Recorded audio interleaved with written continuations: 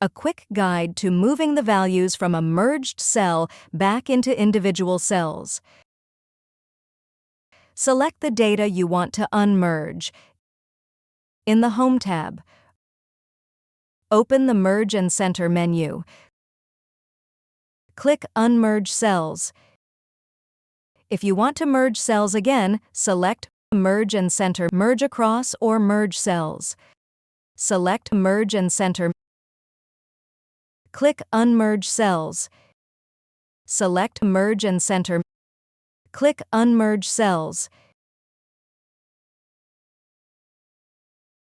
If you found this video helpful, kindly like and subscribe. You may also click and turn on the notification bell so you can be notified from whenever we release new videos.